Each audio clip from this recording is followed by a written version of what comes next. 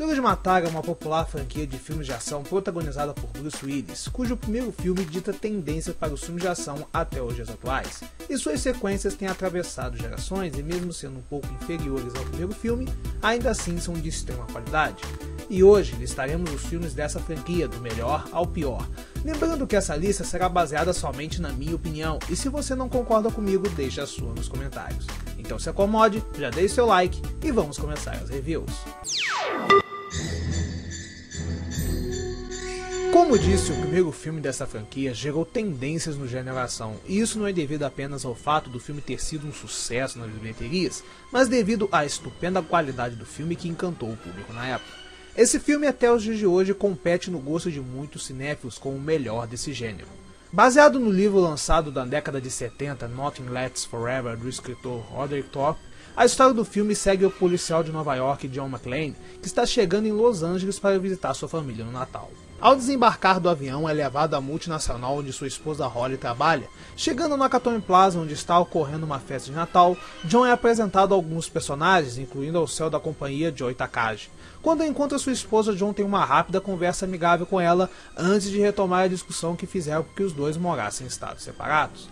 Durante a discussão, Holly é chamada para dar um discurso e deixa John sozinho no banheiro. Nesse momento, um grupo de terroristas alemães liderados por Hans Gruber invadem o prédio, sequestrando todos os presentes na confraternização, com a intenção de roubar 640 milhões em ações da empresa. McClane consegue escapar e se torna a única ameaça aos terríveis planos dos terroristas, que conforme o filme anda, o plano se torna cada vez mais engenhoso e maléfico. As qualidades do filme já começam em seu roteiro. Claro que, como todo filme de ação, a história aqui não é das mais incríveis, mas isso não importa nem um pouco, já que toda a trama do filme é extremamente bem escrita. Temos inicialmente uma introdução lenta que nos mostra o enredo e os personagens da trama, e logo depois somos bombardeados com sequências de ação e suspense de tirar o fôlego. A mudança no estilo é feita de maneira tão perfeita que nós podemos aproveitar perfeitamente a nossa mudança de sentimentos, de um clima calmo a um clima que faz você contorcer seus dedos dentro dos sapatos de tanta tensão que você está sentindo.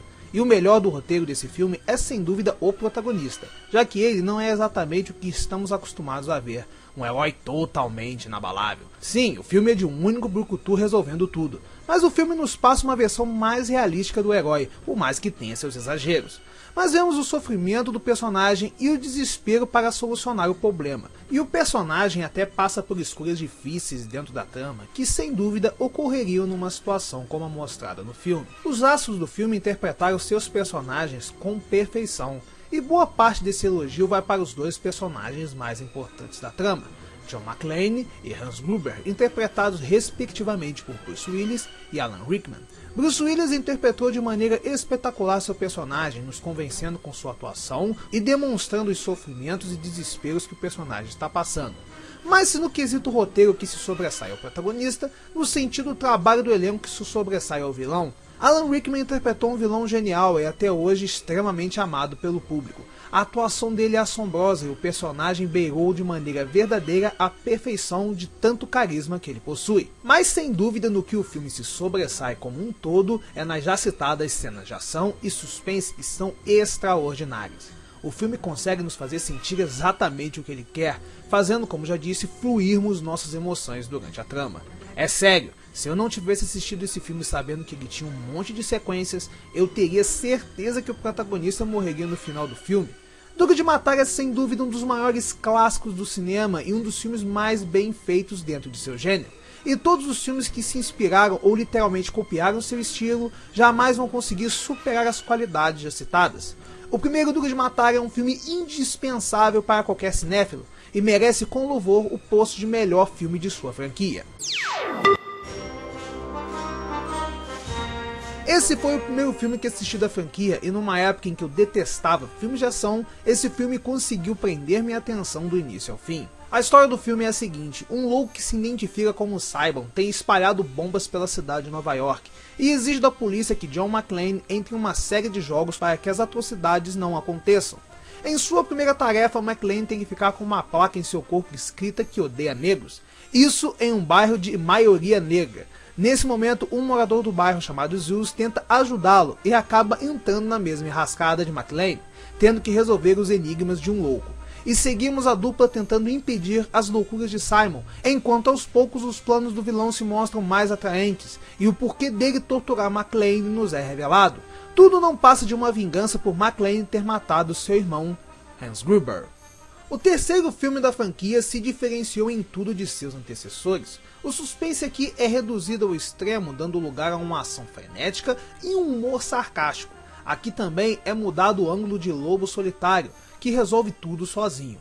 Como já citado, nesse filme há dois protagonistas, e nesse ponto há outra diferença. McClane aqui não é o cara errado no lugar errado, ele foi obrigado a ingressar na loucura do vilão.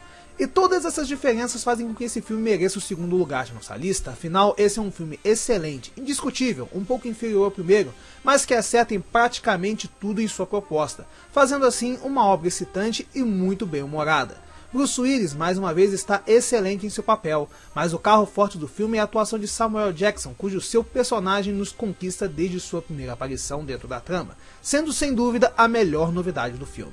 Como ponto negativo, podemos apontar a atuação de Jeremy Irons como vilão do filme. Por mais que o vilão seja muito interessante e seus planos mirabolantes, o ator não deu o carisma que o personagem necessitava, fazendo assim os momentos em que ele aparece um vilão sem sal. O terceiro filme da franquia conquistou a segunda posição nessa lista por ter feito algo raro no cinema. Os desenvolvedores do filme se esforçaram a usar a imaginação para criar um filme diferente de seus antecessores, mas que tem a mesma capacidade de agradar o público que assistiram aos outros filmes. 10 anos depois do terceiro filme, McClane está de volta em um filme que tinha tudo para dar errado, mas deu extremamente certo. A história do filme é a seguinte: os Estados Unidos sofrem um novo atentado terrorista, dessa vez através de um grupo de hackers, que invadiram a infraestrutura computadorizada que controla basicamente tudo dentro do país. O FBI então começa a caçar um grupo de hackers suspeitos utilizando o apoio da polícia. Então é ordenado que John McClane traga um dos hackers chamado Matthew Ferry sob custódia. O que o FBI não sabe é que os terroristas estão assassinando todos os hackers que foram usados para seus objetivos nefastos.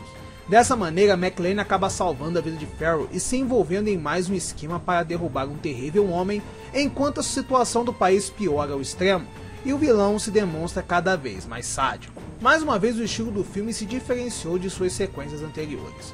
O humor aqui é aumentado e a ação é muito mais exagerada e com cenas que fogem ao extremo da realidade, tipo coisa que acontece nos filmes da franquia Velozes e Furiosos. O filme traz novamente o esquema de dupla, só que dessa vez a dupla de Bruce Willis funciona mais como um alívio cômico, não fazendo parte da ação. O roteiro foi muito bem escrito e o enredo chega a ser até mais interessante em certos momentos do que o do primeiro filme. A idade já avançada não atrapalha Bruce Willis, que está tão bem quanto em todos os filmes. E falando sobre elenco, todo o elenco trabalhou bem, sem nada de extraordinário. A adição mais legal na trama do filme foi a filha de McClane, personagem que não aparecia desde o primeiro filme da franquia. Já o seu ponto negativo, que é o que faz com que ele seja inferior ao terceiro, é o fato que Duro de Matar 4.0 não se leva tão a sério como os anteriores, devido às já citadas cenas exageradas. Mas esse ponto também se transforma em qualidade, levando em conta que esse filme se sobressai entre todos os outros como o mais divertido da franquia. Ele é eletrizante e, como nos anteriores, todos os personagens nos conquistam. Mais uma vez, vemos o esforço dos desenvolvedores em fazer um filme diferente dos anteriores, o tornando único dentro da franquia. E por tudo isso, Duro de Matar 4.0 merece a terceira posição nessa lista. Talvez a maioria de vocês estejam furiosos por ver o segundo filme em quarto lugar nessa lista, levando em conta que a maioria o cita literalmente como o segundo melhor, mas existem bons motivos para que eu coloque nessa posição. Mas vamos começar pelo enredo do filme, que é o seguinte. Em Washington, um grupo de terroristas toma um aeroporto, apagando todas as luzes das pistas, impedindo que inúmeros aviões venham a pousar, arriscando a vida de muitos, e tudo isso para resgatar um militar deportado envolvido em um grande esquema de drogas. O problema é que num dos aviões está a esposa de John McClane, que vai passar por cima de todos para impedir que o avião de sua esposa caia. Não há dúvidas de que Duro de Matar 2 é um filme excelente, mas ele é excelente pelos motivos errados. Como disse enquanto falava sobre o terceiro e quarto filme, o que mais chama atenção neles é o esforço em se fazer um filme único, coisa que não aconteceu em Duro de Matar 2. Lembra quando eu disse no início que muitos filmes se inspiraram ou copiaram o primeiro Duro de Matar? Pois bem, Duro de Matar 2 foi provavelmente o primeiro filme que copiou a fórmula de Duro de Matar, trocando apenas o prédio para um aeroporto. O estilo é exatamente igual ao do primeiro e muitos segmentos são parecidos, como o retorno do repórter chatão, que é um personagem totalmente desnecessário na trama. As únicas diferenças notáveis nesse filme é que a vida de McClane não corre um real perigo. Ele se coloca em perigo para salvar a esposa. E o fato de que esse é o único filme da franquia em que o vilão é realmente apenas um terrorista, ele não possui intenções financeiras em algum momento da trama. Mas de resto é tudo muito parecido. Claro que o roteiro, tirando algumas ressalvas, é excelente, e novamente o suspense e a ação são muito bem feitos, e o trabalho do elenco não decepciona. Claro, não podemos deixar de comentar o carro-chefe da franquia, que é mais um vilão com planos mirabolantes e muito bem executados. Mas lembra que eu disse que faltou carisma no vilão do terceiro filme? Pois bem, nesse colocaram carisma demais. Sério, o vilão é muito exagerado, incluindo até uma cena dele peladão treinando algum tipo de luta, que é uma das cenas mais desnecessárias da trama. Como disse, Duro de Matar 2 é um filme excelente, e deixo claro que foi muito difícil escolher as posições dessa lista, devido ao ponto de que os filmes 2, 3 e 4 dessa franquia serem realmente muito bons, perdendo é óbvio apenas para o primeiro filme. Mas o segundo filme fica em penúltimo lugar por não ousar em fazer algo diferente, ou ao menos tentar evoluir o que foi visto no primeiro filme. Mas mesmo assim, é um filme espetacular que não desrespeita em nada a franquia. Se a posição das sequências anteriores foi difícil, pois todos os filmes são realmente muito bons, a do quinto filme é uma exceção, pois esse é realmente o único filme mediano a ruim dessa lista. Mas antes, vamos falar da história, que é a seguinte. John McClane descobre que seu filho está em uma prisão russa e vai até lá para tentar libertá-lo e se reconciliar com ele. Chegando lá, ele descobre que o filho trabalha para o serviço secreto americano e agora tem que ajudá-lo a proteger Komarov, um milionário que tem provas contra um político russo, e evitar que armas nucleares caiam na mão de homens terríveis. No início do vídeo eu falei que os filmes de ação nunca priorizam a história, mas esse levou isso ao pé da letra, pois a pior parte do filme é o seu roteiro. Para início de conversa, esse é o único filme da franquia que não tem uma introdução nos apresentando o essencial da trama. O filme simplesmente começa do nada, e a trama do filme quase não tem história nenhuma.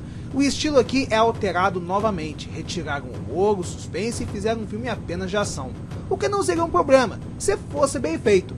Mas o filme é recheado de várias cenas longas de perseguição que não incluem nada na trama. Os personagens são mal desenvolvidos e tem cenas que são muito mal feitas, como por exemplo a cena em que o personagem leva um tiro e não tem nenhum tipo de reação. E por falar nisso, esse é o único filme da franquia em que o trabalho do elenco decepciona, incluindo o trabalho do próprio Bruce Willis, que trabalha mal pacas, fazendo um John McClane que parece estar perdido, deslocado na maior parte das cenas. Agora, a pior coisa do filme foi a adição do filho do McClane. Esse filme, como o terceiro e o quarto, aposta em uma dupla, mas o filho do McClane é um personagem insuportável de tão chato e resmungão que ele é, sem contar que o ator que o interpretou também não fez um grande trabalho. E para concluir, o vilão, que é a parte mais importante de todos os filmes da franquia, nesse aqui é apenas um vilão mediano, e a palavra mediana é o que define esse filme. Basicamente, ele não tem atrativos, tirando o fato de ser um filme da franquia Duro de Matar. Sério, parece que os desenvolvedores estavam com preguiça e fizeram qualquer coisa só para lucrar. E tudo isso é muito pior pra mim, pois esse foi o único filme da franquia que eu assisti no cinema, e foi uma baita de uma decepção. Claro que como um filme de ação, ele tem sim capacidade de agradar e entreter com suas cenas, e até com uma reviravolta bacaninha, que é a melhor parte do roteiro do filme. Mas quando você reassiste o filme, você começa a notar o quão fraco ele é. Vamos torcer que, se realmente lançar um sexto filme para a franquia como estão prometendo, que ele venha a ser tão bom quanto os 4 primeiros, porque esse Duro de Matar, Um Bom Dia para Morrer é sem dúvida o pior filme da franquia. Agora eu quero saber dos comentários de vocês, concordam com o que eu disse ou vocês mudariam totalmente essa lista? Conte para nós, e não esqueça de deixar o seu like, se inscrever no canal e clicar no sininho para ativar as notificações. Fique com Deus e até a próxima!